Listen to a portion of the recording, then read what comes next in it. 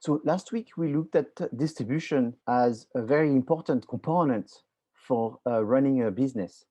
It's very important because oftentimes you can fail because you have a bad distribution or you underestimated the importance of distribution. And the underestimation is often related to the fact that distribution is a real job in itself.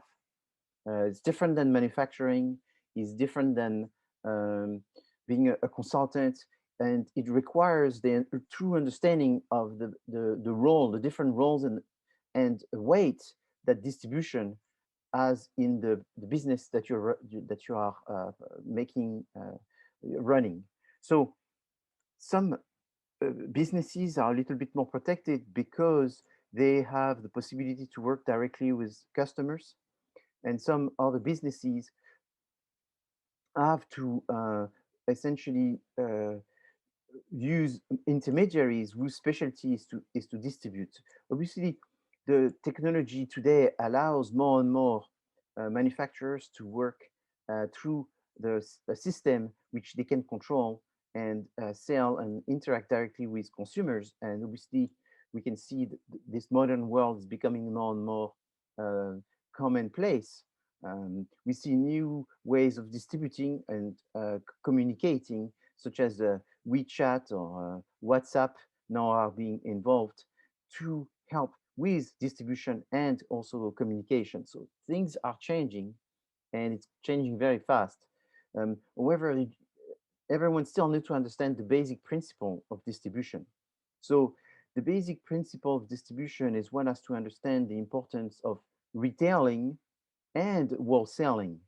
So the idea is that there is a world between the consumers and the manufacturer, which is a world of intermediaries which are serving this role of channels. And the two most important one are retailers and wholesalers. But there's a very important role as well, which is called the brokers.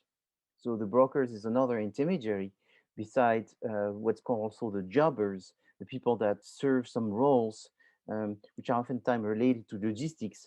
The brokers is much more a role of selling, of putting people in contact, of creating the solution between someone who is looking for something and someone who is trying to find someone who's looking for something. So the broker is a very necessary intermediary.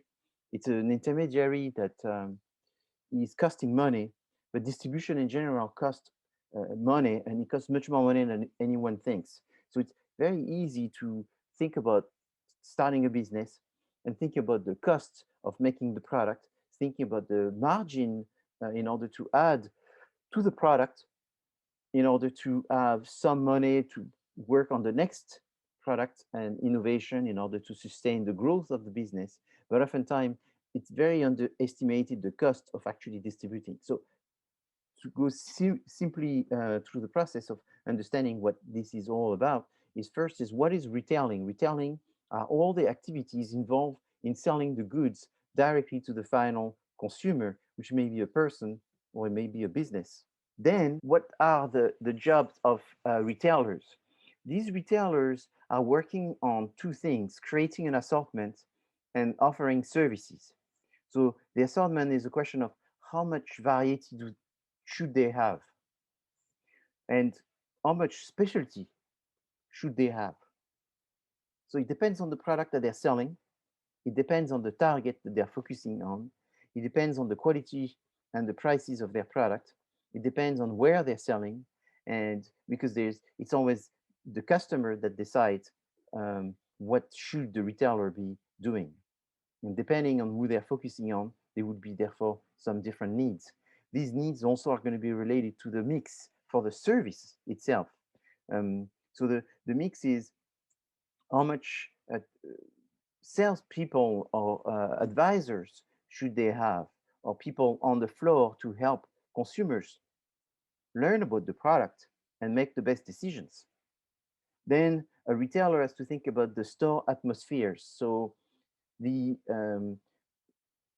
again, depending on what you're selling and who you're selling it to, you could have a very simple modest store atmosphere versus a much more complex store atmosphere. So the difference between a Aldi versus a Neiman Marcus, for example.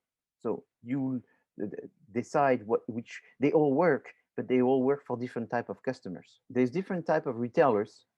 Some are a single retailer as having just one store. Some are connected to the wholesaler or connected to the manufacturer.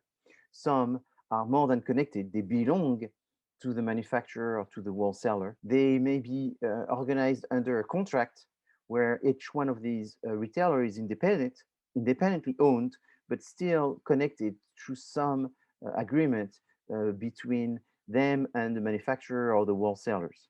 So they have to decide the amount of service that they're going to offer. The more service you offer, the more your product will be expensive because you have to essentially pay in order to give more services, but you want the customers to be looking for more services. The product line is, in terms of the width and depth, is very much dependent on the location and the competition you have in the location and what, or again, the consumers are expecting to get in terms of variety. And then the price is connected to what you're selling and how much services you're offering and how much warranties, how much um, uh, variations you're offering. So retailers have to decide where do they belong, how much they're going to give. So you could be a business that sells sports, all kinds of things related to sports. And then you could be another retailer that specializes just in golf. And then you could be another retailer that just specializes in sports shoes.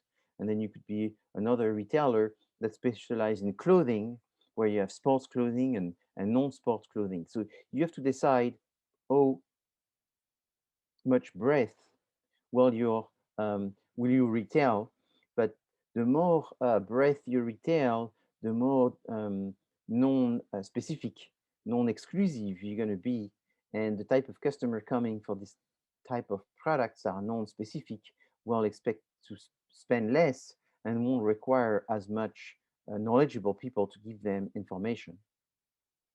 So the most famous stores in the USA are specialty stores, department stores, supermarkets, convenience stores, superstore, discount stores, off-price retailers, and warehouse clubs. All of these, I believe you're very familiar. The one also that is missing there that you may not be as familiar is called hypermarkets. So an hypermarket is essentially a mega retail store that will be like a huge supermarket. So it's almost like a mall, but it's a mall that is a supermarket. So it's a supermarket, but of the size of a mall. So you find these in Europe, you find them now in the US as well. Um, Walmart has a few of those hyper markets. You find them in Japan. You find them in many Asian countries. And for some reason, it comes from Europe originally, and Japan as the two areas, let's say, that really started those huge mega mall supermarkets. So there are supermarkets where you will find essentially all the products. I mean, you're looking for tennis shoes, you'll find there. You're looking for food, you'll find there. You're looking for cinema, you'll find there. So that's another kind. So uh, private labels, what are these? Yes, Are they go ahead. label are they labels that a specific store has for their specific item? Like for example, here the Trader Joe's specific cookie butter. Yes, exactly. So it's the specific product of the store that is retailing this product. So Trader Joe's will be selling Nabisco cookies, but they were also selling Trader Joe's cookies. Safeway through Albertsons and Vons and Ralph's and Pavilions may be selling some product under their brand called, I think, Signature Select or something like this. Why would a retailer do that? What's the benefit of for them having private labels? Maybe they get a share of the prices of the revenue. For them, they get a share of the revenue.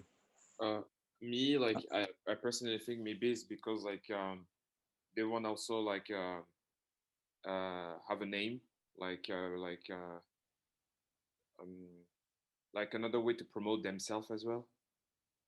So another way to promote themselves. That is an answer. But if, let's say, there's 15 answers, that might be answer 15. So the 15th response. So it's a correct one, but it's in the pie of 100%, that would be the 15 response, and that would be 5% of the reason. So it's correct. I'm not trying to, but I'm just trying to tell you that there's many other reasons before that. I So it's feel like they're usually cheaper. usually cheaper. That's right. So that's a true statement, and there's a reason why they're cheaper. So, but before we discuss the reason why it's cheaper, um, why do retailers have private labels? So they could like get in the market, like market penetration. It'd be So cheaper to make it.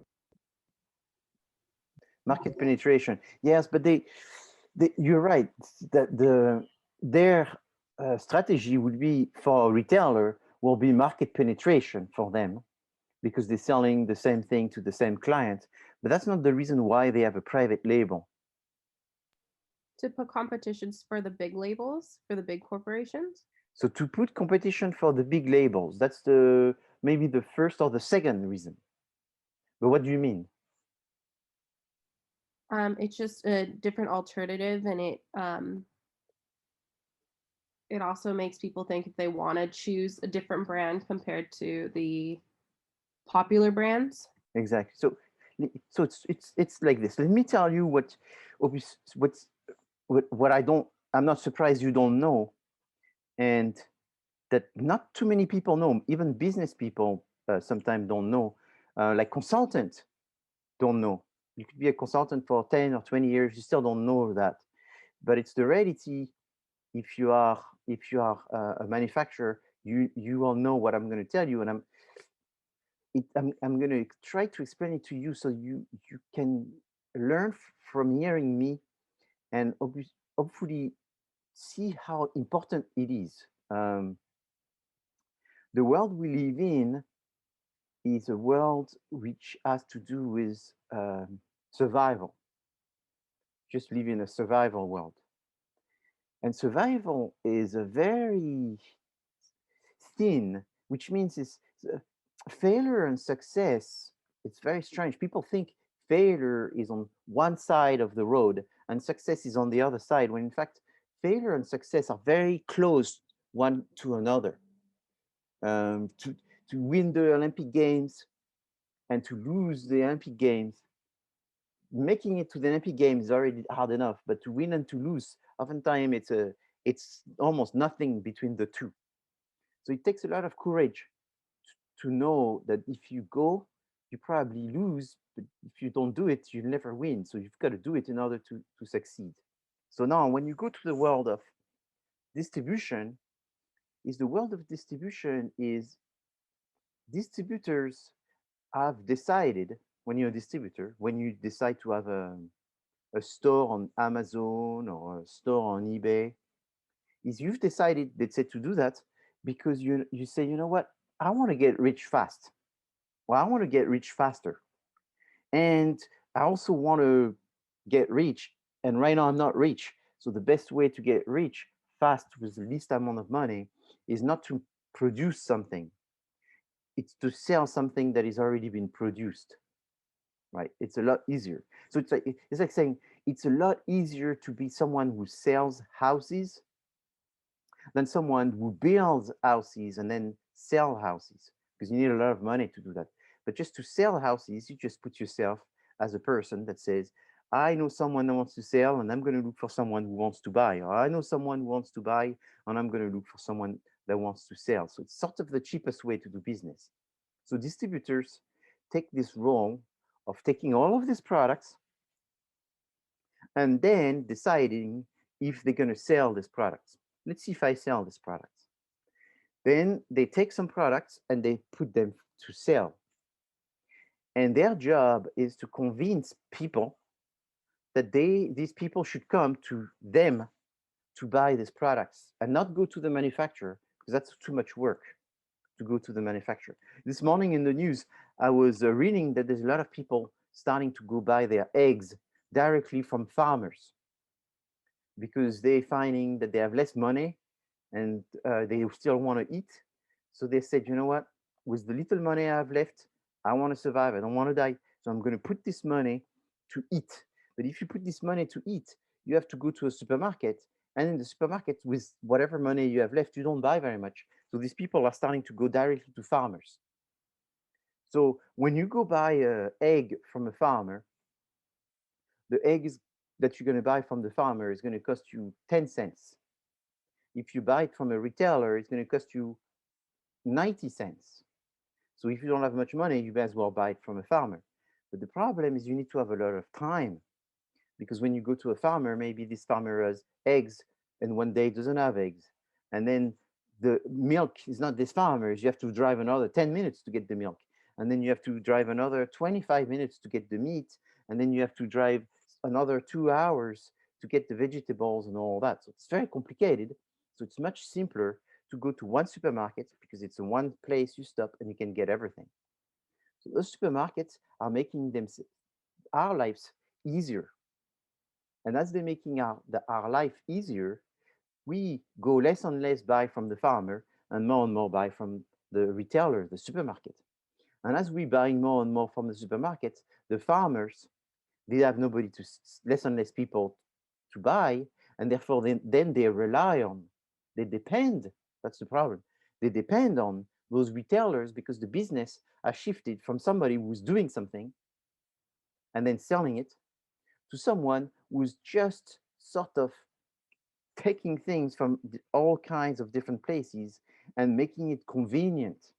And then because our life is busy and we have to do so many things in 24 hours, that we take the convenience, and sometimes we actually end up working less and taking more and more convenience, and then we become a society of services and not a society of manufacturing. So that's another problem. But so the retailers want more and more of the brand to come to them, and the brands are sort of resisting this by selecting whose retailer they're going to give their brand.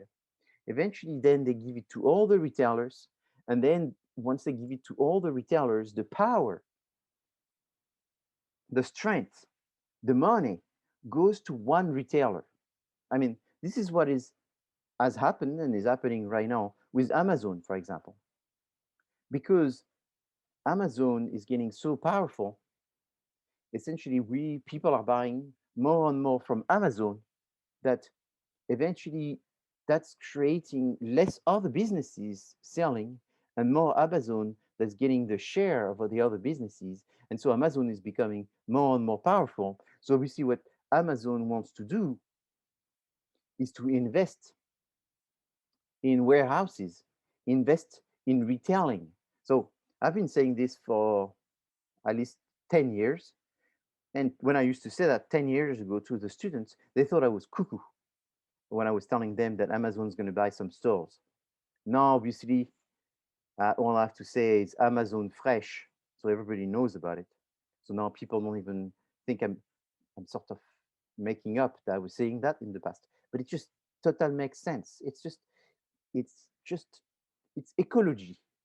Ecology is just looking at how things happen naturally. So naturally, if you be very successful as an online store, the minute you make money, you do two things: is you buy real estate and you start making your own brands. You start making your own brands because that reinforces your position that you don't need manufacturer. You see, to succeed in business is doing things more and more so that you become more and more monopolistic and you need less and less people. So when Trader Joe's is making his own cookie butter, what they're trying to do is they're trying to say, We don't need the famous brand of cookie butter. We don't need the famous brand of cola. We don't need the famous brand of cheese. We don't need. What they want is they want to minimize the power of the manufacturer by becoming somewhat the manufacturer. And therefore, in their vision of the perfect world, is there's no more manufacturers. Or there's manufacturers, but they manufacture for them. So therefore, they have no more brand. They're just dependent on them saying, you know, I want cookie butter. And last time I bought the cookie butter was $1. Now I want to pay 90 cents. And then the manufacturer says, oh, I don't want 90 cents. It's a ripoff. And they say, well, if you don't do it, someone else is going to do it. And then someone else does 90 cents. And then someone else does it 80 cents. And then someone else does it 70 cents. And then someone else does it 40 cents. And then someone else does it 20 cents. And then one day the customer go, gee, I think the cookie batter was so much better before. I don't know why it became terrible. And then someone comes and makes a wonderful cookie butter in his garage, in her garage. And then from her garage, it becomes a warehouse, and the warehouse, a huge factory. And then people go, I don't buy this distributor cookie butter anymore. I buy that specific brand that is authentic and all of this. So the world is a cycle where everybody's trying to pull business in their direction, pulling it in their direction. So retailers are trying to create their own brands. That way, the brands that were created because they are a good quality product, power is diminishing. And sometimes what they do, which is very interesting, is they actually negotiate with the big brands. So they negotiate with two type of brands. Like, let's say there's a really good quality brand. So the really good quality brand comes to that big retailer chain and say, I have a very, very good product. I have the best rating, I have the best quality, blind tasting. When people eat it, they know my product right away. It's so much better. You, the distributor, should be really carrying my brand. But what the distributor says, no, I don't need to. I'm powerful. You're not. So I decide not to carry your brand because people don't know your brand. I know you're better. I'll probably buy it myself, give it to my family, but I don't want to buy thousands of this brand. I don't want to make you rich. So what I do is customers don't know about you. They keep wanting the lower quality stuff. I'm not going to get the good quality stuff. I don't have to because I'm making more money with the low quality stuff. It's cheaper. They don't realize. So I'm going to keep selling that until they really say, your stuff is bad. We want the good stuff. And then I'll call you. So they never call this quality producer. And then one day, what happens is they go see the quality producer and say, you know what, we won't buy your brand. It's really good quality, sorry, but we have a good idea for you. And then the manufacturer goes, wow, that's great. What's the good idea? But we have a good idea. We're going to ask you to make the product and put our brand on it. And then that quality brand goes, I can't do that. If I do that, I don't exist anymore. And then the distributor says, well, yeah, but you have bills to pay, you have a mortgage, you have kids that go to the university, you also want to make some money. Nobody's ever going to know that you've sold your soul and sold the quality product to us. And it's a volume for you. You could still be making economies of scale. Remember, that was in pricing, which means that instead of probably producing 1 million of this product, you're going to be producing 2 million. So you're going to have a cost saving. And we're going to buy the other million, but it's going to be under our brand. And then the manufacturer goes, okay, I guess if I make a 2 million, I buy more plastic, more glass, more labels, I reduce the prices, I can give you a good deal. And that's good because I reduce the price of my main product that I'm still able to sell to some retailers that are nice. And then this distributor starts selling his private label. And then the people come and they one day see 2 for the price of 1 of the private label. So then the people go, you know what? I've been coming to that distributor for 1 year, for 10 years. I'm going to try the private label, 2 for the price of 1. Let's see. Then they try it. and then they go. So sometimes they go, oh, it's not really good. It's cheaper, but it's not really good. But sometimes they go, they eat it. It's a little bit cheaper, but it's as good.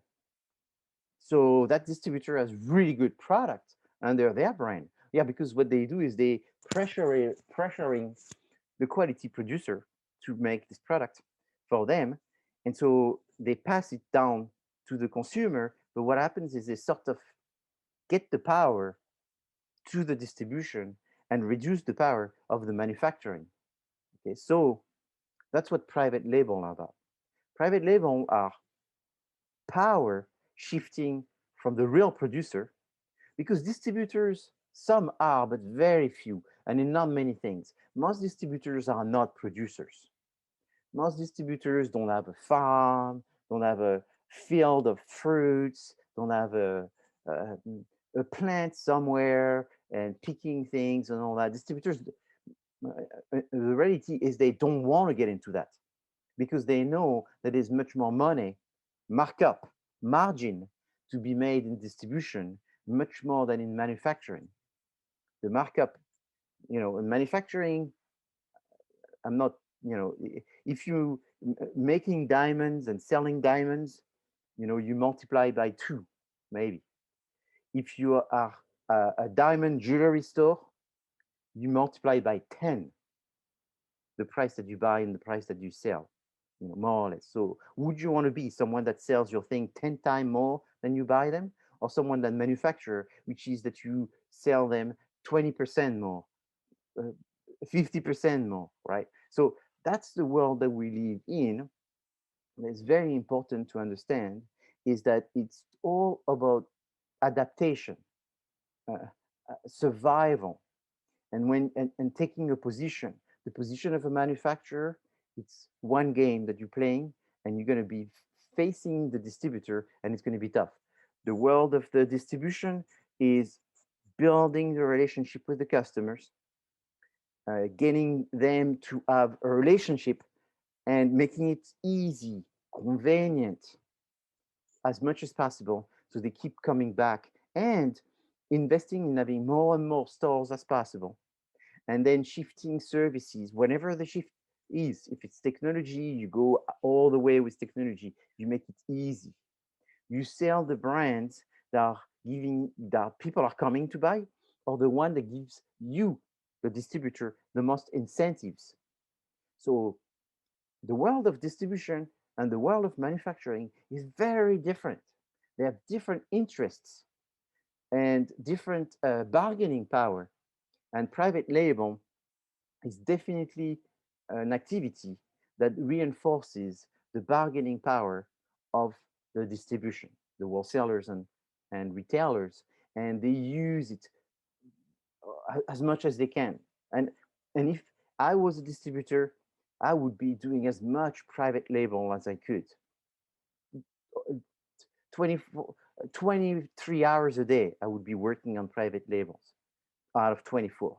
I would concentrate on that because it gives you the freedom against the brands from the manufacturers. So it's a long explanation I gave you, but this is not in the textbook. If you were to spend 5 hours on Google trying to learn what I just told you right now, you will not learn. The only way to really learn that is, one, to do it, or to ask someone who's doing it night and day, all day long, and then you really discover this world. It's really the behind the curtain, the truth. The real practice of business is understanding this constant fight and bargaining power between distribution and manufacturing, and all about markup. So yes, it's fascinating, and it's what you will be facing, or you're already facing. Any questions? No, thank you. Excellent. So here's an example. It's a company that makes leather holsters, or just holsters and leather holsters and bags and all of this. It's called Urban Carry. Website is urbancarry.com. They are very interesting because they started with 1 model, 2 model, 3 model, 20 models, model for men, model for women. So they they play um, the card of marketing in the most amazing way, surfing on trends, surfing on people's fears, surfing on product innovation. I mean, they are the 101 on how you do it. So it's very fascinating to see how they run this business because they're so successful.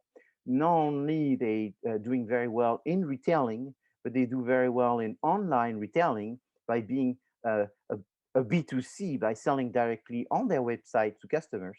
But also what they do, and I thought this was quite fascinating, you know, they give you reviews. So they develop relationship with the customers, they develop relationship with retailers, build a gun store you can be proud of, a great gun store starter. So they even telling people, why don't you start your own gun store and we'll help you. We'll give you a startup kit, we'll give you a recommendation, we'll give you analysis and feedback and on all that. So that's concept of a business is just fantastic. It's give the customer what they want, give them what they want, even though they don't know what they want, but listen to the to what they're saying in between the lines. Produce this innovation. Say it in a way where people are psychologically motivated to, to buy your product. Then follow technology, follow retailing. Not only you do private label, but you do manufacturing, then you do retailing, e-retailing, and then you also do franchising. So it's like they throw the entire textbook of what you should do in business, and they even become wholesaler to their own retailers. So it's like they do retailing, manufacturing, wholesaling, the whole thing. And so in a way that is very cost effective too. So they can do margins and all this. So I'm not praising this company. Obviously, I'm praising their mind, which is the word that I've been talking about since the beginning of the class, which is opportunities.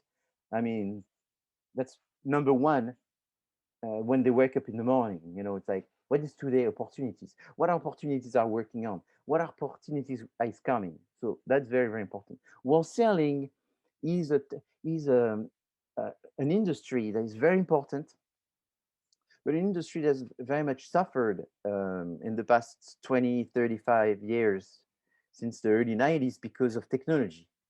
Technology has been, you know, sort of going against wholesaling. So simple example, travel agencies. Travel agencies, you know, sort of disappeared before you were going to travel. You went to travel agent to get your tickets.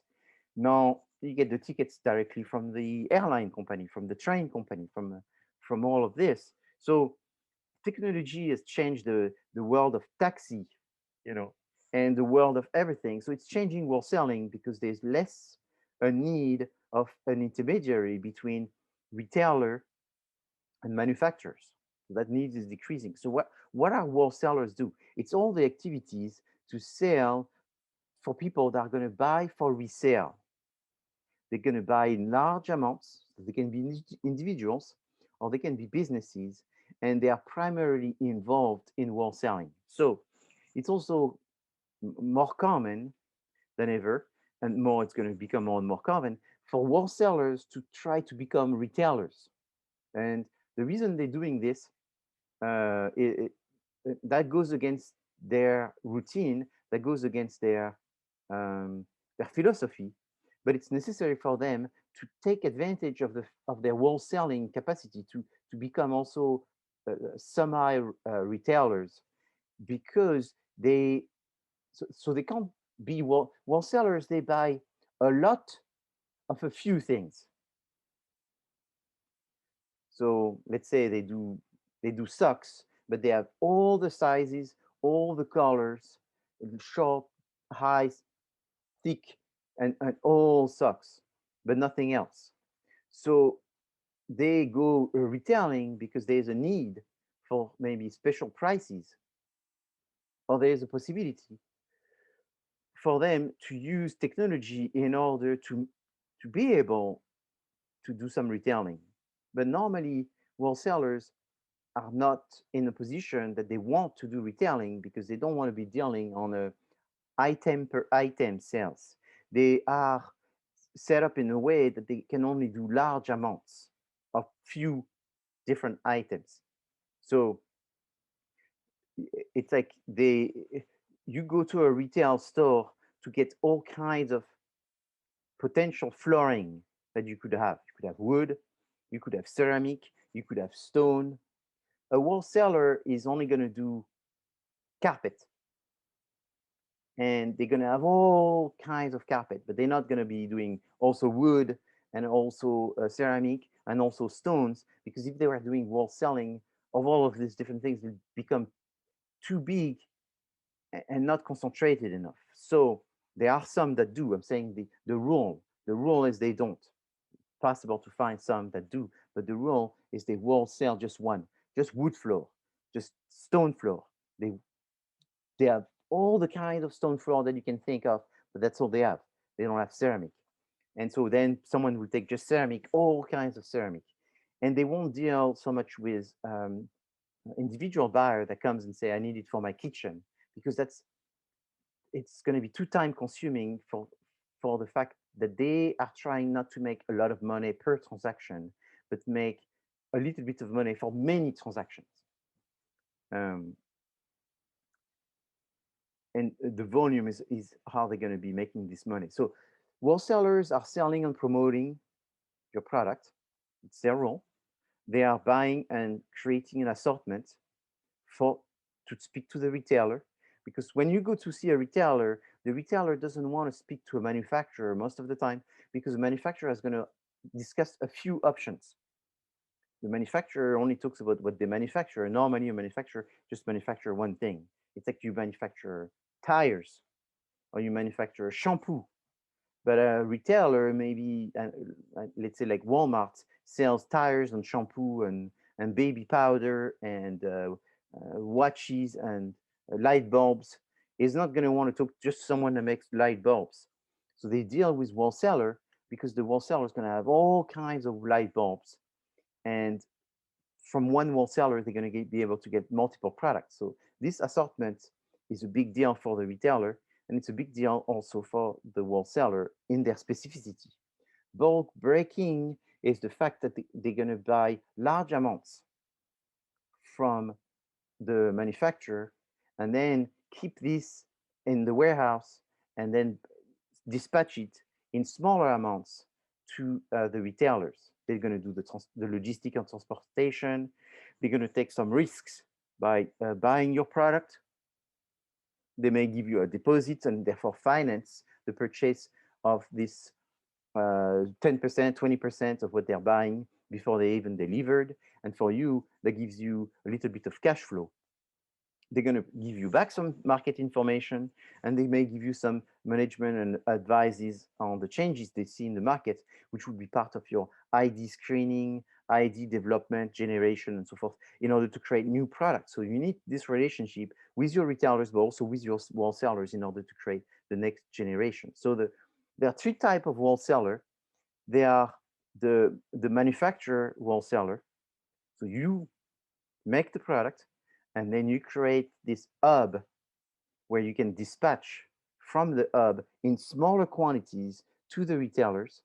You also have the merchant wholesaler. So the merchant wholesaler, that's becoming more and more typical, where you would be retailers that becomes a retailer with one store, a retailer with hundreds of stores. And as you're developing hundreds of stores, you're also going to take the business of buying very large amounts from the manufacturers. And then when you buy these very large amounts, you become sort of the intermediary that takes the role of being the wholesaler to sell to the retailer. So in fact, you're selling it to yourself, but you're wholesaling to your own organization. And so at that moment, you can actually make the money of being the wholesaler. And sometimes it's formalized, where it could be two different entities. The retailer is an entity, the wholesaler is an entity. The wholesaler sells to the retailer, so there is a transaction, financial transaction here.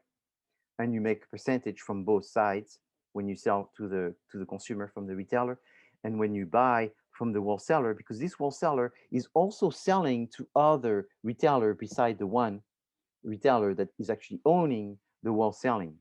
So I can admit that this issue, all the issues I'm talking about right now, I'm trying to give you all the practical examples, are sort of very abstract to you and hard to kind of concretely master, because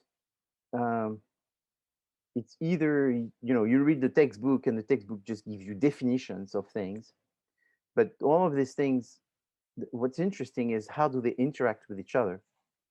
And again, if you're a retailer, you want to become, not so much become a manufacturer, but buy the service of manufacturer for the production of your own products, which will become private labels. You also want to develop yourself as quickly, as large as possible in order to start becoming your own wholesaler of your own business. If you're a manufacturer, how do you survive? How do you survive when you're a manufacturer in today's world, the world that I explain you right now, actually? That's a good question. How do you survive? What can you do as a manufacturer in order to survive all of this? You have to watch your margins. So yes, you have to watch your margins. Why do you say that? Well, because by the time you produce something, the product goes to the wholesaler. That person wants to purchase it at the lowest valuation. Then the wholesaler goes on ahead and flips it to the retailer. The retailer wants to get it at the lowest value and sell it at the highest price, or the distributor, or yeah, then it goes to the distributor and then the retailer. So by the time it goes up to those four different steps, you're at the bottom of the list. You need to watch your labor, the costs, what it takes to produce the product, so on and so forth. So watching your margins is probably the best way. So you're absolutely right. So you want to watch your margins, because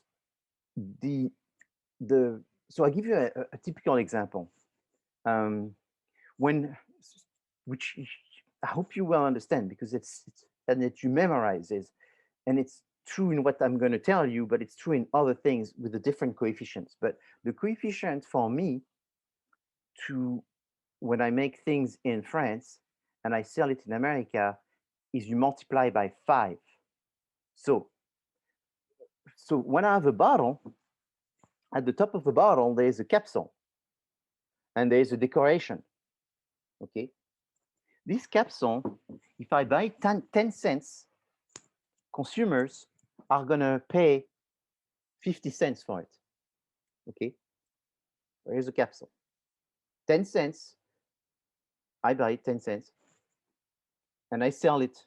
Let's say if I add all the different components, actually I don't buy 10 cents, I buy 8 cents, and then I sell it, and it will cost 10 cents for the wholesaler importer to buy it. When it comes to America, if you actually look at the cost of this, it's 50 cents, so it's by 5. Now you have to watch your margin, because when I decide, for example, right now I bought a bottle in France, that the capsule is very hard to put on. So to put the capsule better is I have to change the tooling on the machine, and the tool to make the capsule go better is $1,000. So then my dad goes, $1,000 just for the tooling, we're better off buying a capsule which has a bit more flexibility in the aluminum. Okay, but that capsule now doesn't cost me 8 cents, but it cost me 14 cents. So 14 cents, it's only 6 cents difference. But 6 by 5 is 6 by 5 is 30 cents. So then if I was selling something in America $29.99, no, they can't sell it $29.99. They have to add 30. But then $29.99, that's where everybody's happy, and the customer is happy because they think they're buying it $29, not $30. But every cent that I spent in France is multiplied by 5. So I have to really make sure that it doesn't make the price go crazy at the end, that nobody's going to buy it anymore. Because if you're $29.99, people buy you. if you're $32, nobody buys you, pretty much. This small of a difference. And sometimes the retailer are going to do the computation and say, oh, how much you sell it to me? And then they go, tuk, tuk, tuk, tuk. Oh, this is going to be $32. Sorry, I won't buy your product because $32, nobody I know is going to come to my store or to my online store and buy the product. So you have to watch the margin for that reason. Then there's another reason why you have to watch your margin. And that one I will tell you because that's a very important one, is you have to watch your margin also, because in your margin, when you manufacture, the only way you survive as a manufacturer, the number one only way you survive as a manufacturer, and what I'm going to tell you is very sad, is by advertising. What do you mean? People buy what they know or what everybody else buy. People are sheep. I didn't say cheap, but sheep. They buy popularity. They don't buy the best product. They buy the most popular product. And popularity costs money. To make something popular, very few, out of 100% things, there's one thing that got popular through a natural, organic movement. Everything else is organic because there's a marketer behind this. So it's 99% organic by the marketer. So it's fake organic. And there's 1% that's true organic. So when you have a business, you don't want to pray for the 1%. You got to keep some money, the margin, for the 99% chance for you to be successful, which means that to be successful, you're going to have to pay. You're going to have to pay the marketer. You're going to have to pay the marketing. You're going to have to pay the fake popularity. Make yourself popular by paying for the popularity. So be careful of your margin. If all your margin are going into the product, the beautiful packaging, the beautiful quality of the product, you probably won't succeed. People don't buy the best product. They buy the most popular product. So you have to have what I call some fat. You sell something, $10, how much fat do you have? I have $1 fat, beautiful. $1 that I can burn, $1 that I can spend on fake popularity. If you can spend it on fake popularity, you know what's going to happen? Your product's going to be popular. You're going to know it's fake, but the consumers are not going to know it's fake. They're going to call it popular. But it's popular because they've paid for the popularity. How much do people pay for the popularity? Depending on the product, 10% of what they buy was paid popularity. But there's lots of products where it's not 10%. There's a 40% paid popularity, okay? So that's what you have left when you are a brand. All you've got left, number one, is fake popularity that you have to pay for. So you can't. So then you know there's fake popularity well paid for and not well paid for. Well paid for means if you spend $1 on your $10, how well do you spend that dollar? The better you spend that dollar, the more you're going to get popularity. But you could have $1 of fat, so 10%, and you don't spend it well. You waste it. Therefore, you don't get the popularity that you were hoping for. So that's what very, very important here is to understand that you want distribution. You want to have a bargaining, a power against distributors, retailers, and wholesalers, and you're a manufacturer. All you have is your fake popularity that you have to keep in your margin. If you don't have the money to pay for it, you're not going to go anywhere. It costs money to make money. And that's what they meant when you heard that, is you have to pay for popularity. There's no free lunch. All right. Any questions? Nailed it. Okay, excellent. So yeah, I hope you will keep this with yourself, the issue of distribution. And I'll go back on Wednesday, finishing distribution and then moving in integrated marketing communication, and then we will be done